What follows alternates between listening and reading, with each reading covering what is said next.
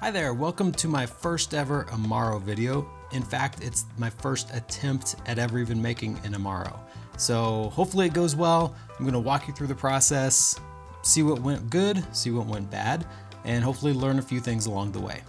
So I started out by ordering just a variety of different ingredients and also looking in my cabinets to see what I had available. And so I call this one kind of my kitchen cabinet Amaro. This is just stuff that I had laying around, plus some random stuff that I ordered that I thought might work well together. I decided to use Everclear as my extraction liquid, mainly because I didn't have to use as much of it, and just from what I saw online, that's what a lot of people use, so I figured might as well use it myself. So I came up with my recipe using the Amaro Infusion Recipe Developer. It's a spreadsheet that you can find online. I'll put a link down below in the description so you can use it yourself. And plugged in everything that I had that I wanted to use, and that's how I came up with all of the different weights for the ingredients. I used gentian root as my main bittering agent. I also have some wormwood in there, but the gentian was my main bittering agent that I accounted for. Now my scale does pretty well with grams. It does up to a half a gram, but it doesn't start until 1 gram. So on something like the cloves, where it called for half a gram, I pretty much weighed a gram, split the number in half, and then used that amount. For the cardamom, I decided to smash them just so that the Everclear could get inside, get more of that flavor out, and yeah, hopefully, I love the taste of cardamom, so hopefully that flavor comes out pretty well. I tried adding some hibiscus flower, not so much for the taste, but I wanted to kind of add some of that color in there. I don't know if it's gonna work or not. It doesn't seem like very much, but hopefully some of that red comes out and it makes it a really pretty color.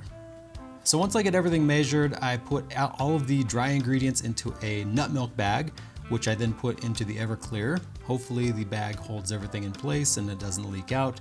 I went ahead and swirled it around so everything got coated, and now we just wait.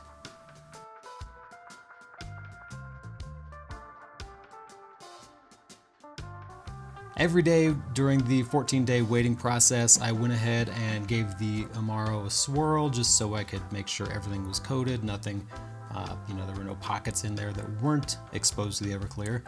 And after 14 days, I pulled the bag out, made sure it was well drained, and set that alcohol aside. So this is infused Everclear that we have.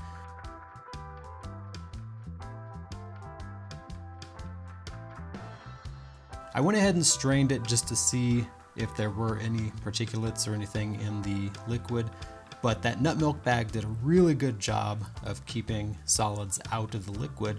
I don't think anything ended up in the strainer. I went ahead and gave that bag a little squeeze just to try and get anything out of it that was still remaining. Not a lot came out, so that was kind of surprising. I figured there would be a lot more liquid left in those solids, but there really wasn't.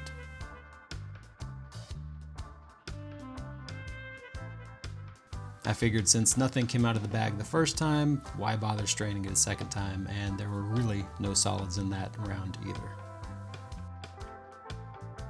So the next step was to make a tea with those solids. So I took boiling water, measured out the appropriate amount, and poured that over that same nut milk bag, those same solids I had already used, without the alcohol, of course. And so basically you just let this water steep for a few days, basically makes a tea, and then you use that water as the water in your recipe.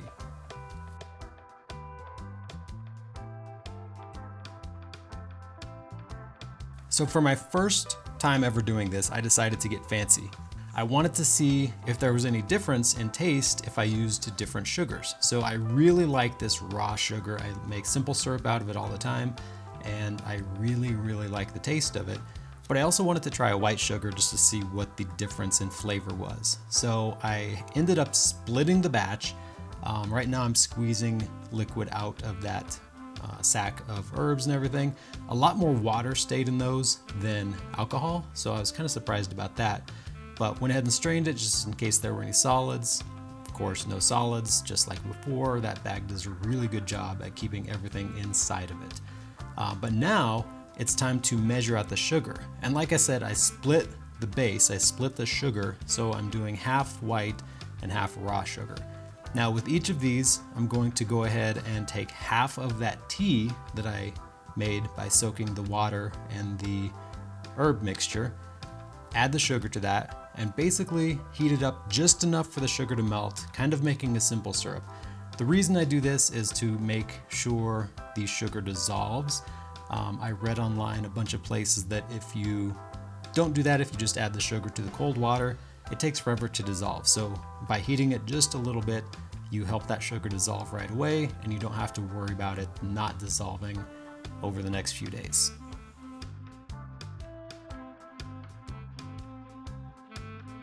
So I did this process with the white sugar. I repeated the exact same process with the raw sugar. So now I end up with two different mixtures.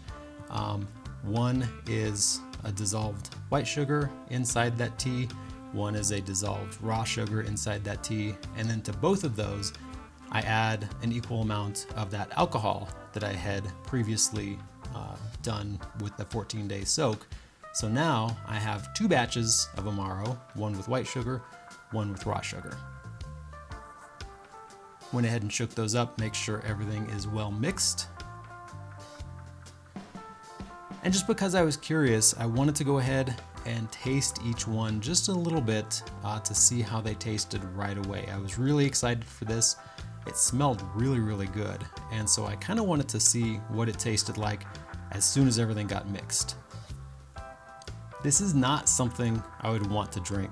It's a really, really hot alcohol flavor. It is not mellowed at all. So even though I mixed in sugar and water, it still was a really, really hot alcohol flavor. Not very tasty, but it was complex. I really thought it was going in a good direction. So happy so far.